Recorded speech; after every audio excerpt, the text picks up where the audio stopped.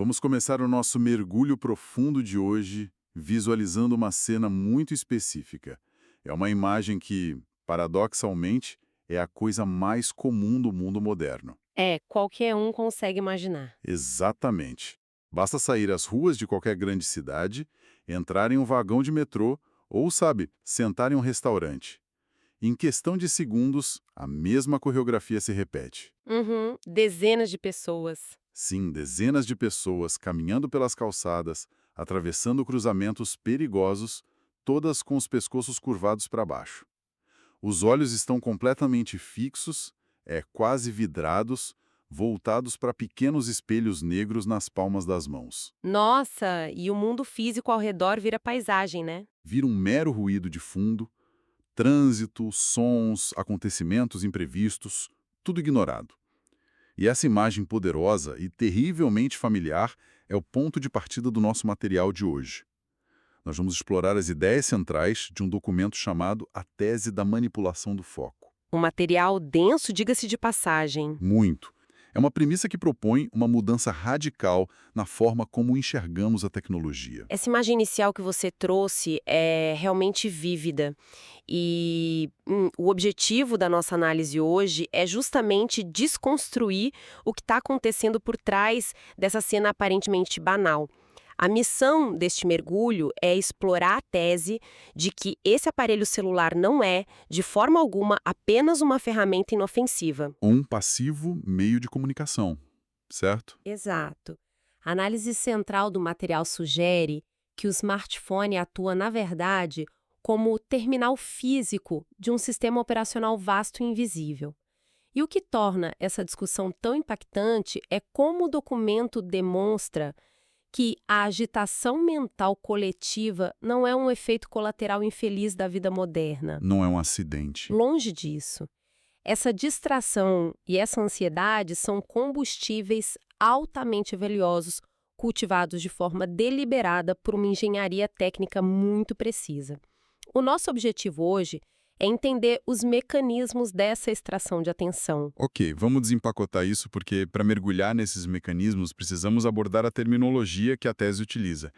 As palavras escolhidas são bastante contundentes. São bem provocativas. Sim, fala-se na existência de uma coleira invisível, e usa-se o termo fio psicotrônico para descrever essa conexão entre a tela brilhante e a mente humana. Sendo bem sincero, quando ouvimos expressões como fio psicotrônico, a primeira reação de muita gente é o ceticismo. Claro, soa como ficção científica. Soa quase como um roteiro distópico ou tipo teoria conspiratória sobre controle mental. Como exatamente podemos aterrissar esse conceito? Como essa metáfora drástica se traduz na arquitetura tecnológica que a gente usa no cotidiano? É um ceticismo perfeitamente natural. Mas a força dessa metáfora se revela quando olhamos para a arquitetura real das redes de informação. A ideia do fio psicotrônico serve para ilustrar uma inversão de papéis. Inversão de papéis como? Pensa assim, historicamente, ferramentas são objetos passivos que aguardam o comando humano. O martelo, por exemplo, não exige atenção até ser pego. Ele fica lá quieto na caixa de ferramentas. Exatamente. O que a tese argumenta é que o dispositivo móvel moderno possui uma agência embutida. O fio invisível é essa conexão ininterrupta de dados que liga o sistema nervoso central do indivíduo a uma gigantesca central de processamento em nuvem. Entendi. Para usar uma analogia da própria computação, nas décadas passadas existiam os chamados terminais burros. Ah, lembro disso. Monitores e teclados antigos. Isso. Eles não processavam nada internamente. Eles apenas enviavam comandos para um mainframe, um supercomputador central, e exibiam a resposta. A provocação aqui é que o ser humano, ao interagir impulsivamente com aquele feed infinito de redes sociais, passa a atuar como esse terminal periférico. Nossa, nós somos o terminal periférico. Nós somos o terminal. A central de processamento, que são os algoritmos corporativos, é quem decide qual estímulo enviar a cada milissegundo para gerar a próxima reação emocional e manter os olhos fixos na tela. E isso nos leva a um dos conceitos mais fascinantes e inusitados de todo o material analisado. Para descrever essa central de processamento, essa rede que dita os estímulos, a tese resgata uma palavra muito curiosa, que é Egrégora. Uma escolha de palavras bem inusitada. Pois é. Historicamente, egrégora é um termo associado ao esoterismo, usado para descrever uma força vital ou um campo de energia coletivo. Uma força que é criada e sustentada pelo foco e pela intenção de um grupo de pessoas. Ela ganha vida através da atenção. Exato. Trazer um conceito com essa carga histórica e aplicá-lo aos servidores do Vale do Silício é brilhante. O celular, nesse contexto, seria o ponto de contato físico, o altar de bolso onde a mente se conecta para transferir sua energia consciente para essa entidade digital colossal. O que é fascinante aqui é que a tese faz questão de remover qualquer verniz místico do processo. Não estamos falando de magia, rituais obscuros ou, forças sobrenaturais insondáveis. Nada de ficção. Nada. A genialidade perturbadora dessa egrégora digital é que ela é inteiramente construída sobre matemática, ciência de dados, testes AB e psicologia comportamental avançada. Tudo muito calculado. Milimetricamente. É uma engenharia altamente sofisticada e direcionada para sequestrar uma única capacidade humana, o poder de estar presente no agora. A egrégora moderna se alimenta de engajamento, de cliques, de tempo de tela. Ela não tem moralidade. Não tem moralidade, não tem sentimentos, ela apenas possui uma diretriz de programação para maximizar a extração de atenção contínua. Aqui é que a coisa fica realmente interessante, porque essa extração contínua nos introduz ao que a tese classifica como o verdadeiro motor da economia moderna. Durante as últimas décadas, tornou-se um clichê absoluto no mundo dos negócios repetir aquela frase famosa: Os dados são o novo petróleo. Isso. Ouvimos isso à exaustão. A ideia de que compilar informações sobre hábitos de consumo seria o recurso final para dominar mercados. Mas a argumentação que estamos analisando subverte completamente essa noção. Subverte totalmente. O recurso supremo, a verdadeira joia da coroa deste século, não é o dado inerte armazenado em um servidor. O recurso mais valioso do planeta neste exato momento é o foco humano. O foco consciente. E essa distinção entre dado e foco é fundamental para entender a profundidade da manipulação. Um dado é uma informação fria, a localização de um GPS, o histórico de buscas, a idade de um perfil. Isso tem valor comercial? Sim. Claro, ninguém nega isso. Mas o foco é algo vital. O foco é a intersecção exata onde a biologia humana e a tecnologia se fundem. A tese descreve o foco de uma maneira que soa quase clínica e poética ao mesmo tempo. É o segundo de consciência que é entregue voluntariamente a uma tela de vidro. Em troca daquela recompensa rápida. Isso, em troca da promessa de uma recompensa emocional, como entretenimento ou validação social. Trata-se de uma transação invisível e constante. Troca-se a substância da vida presente, momento a momento, por microdoses de dopamina. É uma troca diária, minuto a minuto. Os dados colhidos são, na verdade, apenas os subprodutos mapeados dessa operação principal. O alvo primário sempre foi a captura desse fluxo de consciência. Vídeos curtos em reprodução automática, coisas projetadas para roubar o olhar.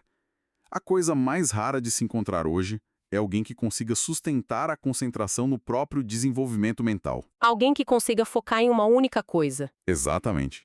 A habilidade de sentar em silêncio com um pensamento complexo, de ler um material profundo, sem sentir aquela coceira mental para checar a tela a cada 2 minutos. Isso parece ter se tornado uma anomalia estatística. Virou exceção. A fragmentação da atenção passou a ser o estado natural das coisas. A dispersão profunda e crônica deixou de ser uma anomalia para se tornar a regra absoluta do jogo. E isso nos conduz à camada mais técnica da nossa análise. Que é a parte fisiológica, certo? Isso, investigando a fisiologia por trás dessa agitação mental generalizada. Se a gente entender que o sistema foi arquitetado para se alimentar da interação contínua, chegamos a um conceito técnico muito contraintuitivo que a tese apresenta. A ideia de que uma mente calma é energeticamente pobre para as necessidades dessa estrutura de rede. Mente calma é energeticamente pobre. Explica melhor como isso funciona na prática. Vamos refletir sobre a mecânica. Uma mente em estado de contemplação pacífica, focada no silêncio do momento presente, é uma mente que não consome conteúdo freneticamente. Faz sentido. Ela não clica em nada. Ela não rola a página de forma infinita, não se envolve em debates acalorados nas sessões de comentários, não compartilha nada impulsivamente. Para essa egrégora digital, que depende da fricção e do movimento incessante para gerar relatórios de valor e mapeamento comportamental, a paz de espírito é um estado inútil. É o equivalente a um motor desligado. Perfeito. É um motor que não gera energia para o sistema. Nossa, isso lança uma luz perturbadora sobre o design das plataformas que usamos.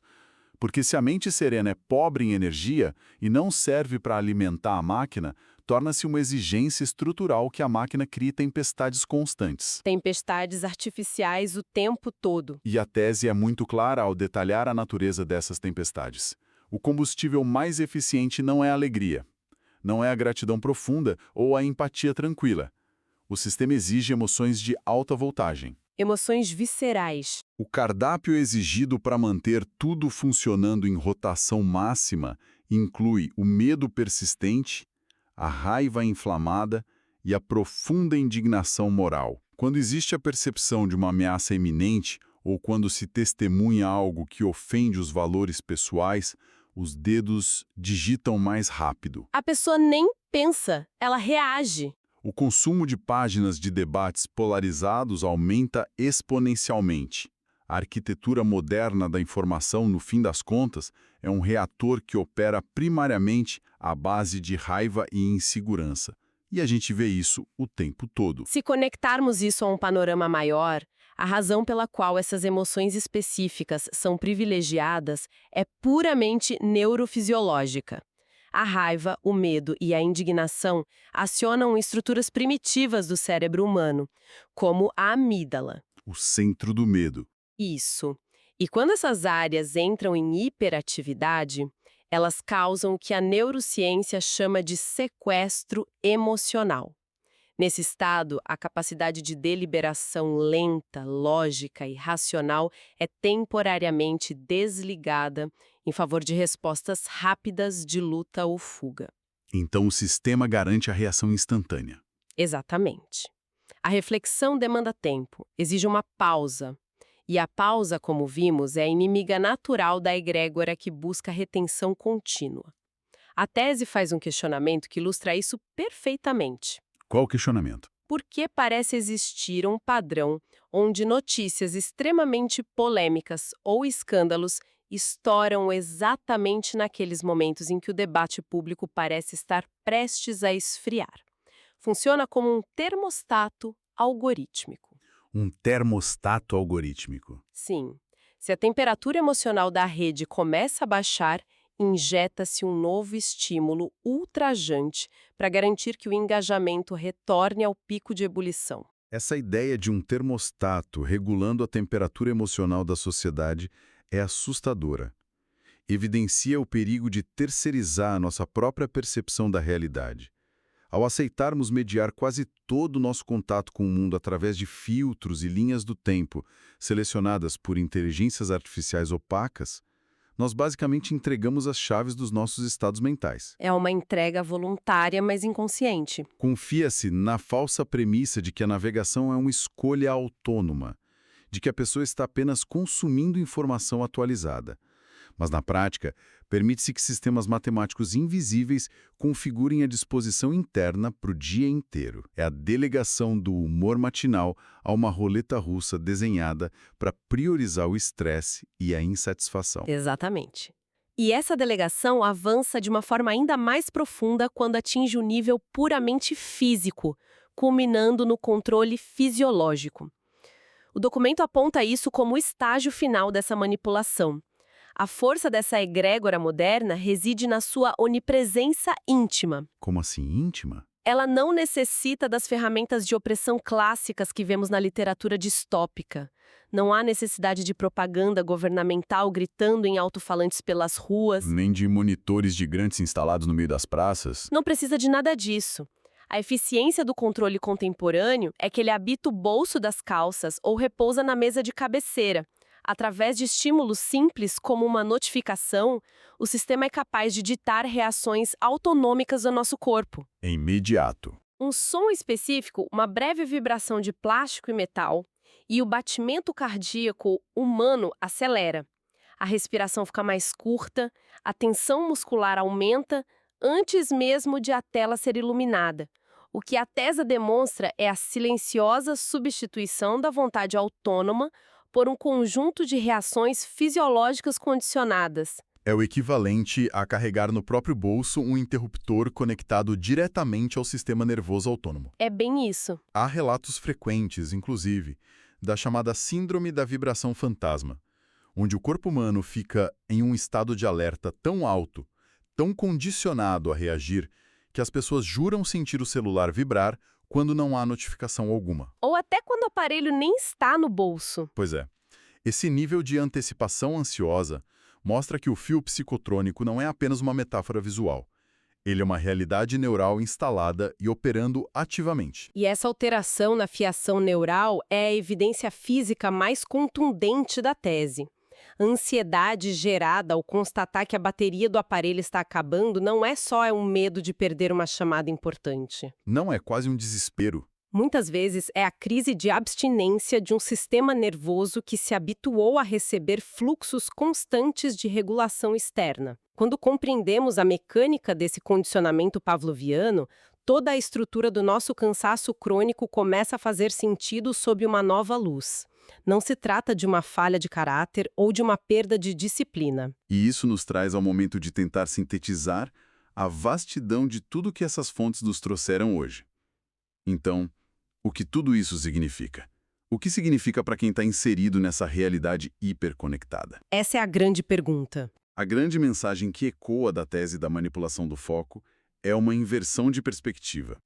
Para quem nos ouve, pensem que a fadiga mental aguda, a sensação de que o cérebro está constantemente em curto-circuito e aquela dificuldade de sustentar a atenção em tarefas simples não são acidentes. De jeito nenhum. Não são subprodutos indesejados da evolução tecnológica e, o mais importante, não devem ser internalizados como uma fraqueza pessoal. O que está acontecendo é que essa agitação é o produto exato e desejado do sistema. É um recurso natural valiosíssimo sendo extraído em escala global. As mentes contemporâneas estão posicionadas no centro da mais sofisticada operação de mineração da história humana. Só que a picareta é o algoritmo. E o veio de ouro explorado é o sistema nervoso humano e sua capacidade de se indignar. Essa síntese traz uma clareza que é essencial para o nosso dia a dia. É importante ressaltar e analisar toda essa engenharia não é fomentar um pânico contra a tecnologia ou sugerir que a sociedade deva fugir para a floresta. Jogar os celulares no rio. Não é isso. Claro que não. O verdadeiro poder desse conhecimento é devolver a capacidade de observação e, com isso, alguma medida de autonomia. Quando a arquitetura da armadilha se torna visível, ela já perde a sua principal vantagem, que é a invisibilidade tática. Sim, a gente passa a enxergar as engrenagens. O exercício prático passa a ser a identificação do mecanismo operando em tempo real. Reconhecer o momento exato em que uma sensação de raiva súbita ou uma urgência injustificada de debater com estranhos na internet não nasceu de uma convicção genuína. Foi engatilhada por uma manchete desenhada por testes de eficiência. Entender que a indignação está servindo a uma pauta comercial externa é o alicerce fundamental para a construção de um pensamento crítico robusto na era da sobrecarga informacional. Com toda certeza. Conseguir olhar para a tela e enxergar os fios invisíveis por trás do conteúdo é uma habilidade de sobrevivência moderna. E para finalizar essa nossa análise profunda e deixar algo palpável para nossa audiência continuar pensando muito depois que essa conversa terminar, vale a pena expandir um pouco mais a premissa central de que a distração humana é o combustível dessa grande máquina. Eu gosto de pensar nesses cenários hipotéticos. Pensemos no seguinte cenário baseado na lógica dessa egrégora digital. Se o recurso vital que mantém todos esses servidores rodando com propósito comercial, se a moeda que alimenta essa estrutura colossal são os nossos picos de estresse emocional, nossa raiva, nossa pressa contínua e a incapacidade de permanecer no agora, O que aconteceria se uma interrupção drástica ocorresse no fornecimento dessa matéria-prima? Imagine o impacto sistêmico. Imagine-se uma massa crítica global, milhões de indivíduos simultaneamente, decidisse como um ato de resistência pacífica sentar em silêncio absoluto por 1 hora todos os dias.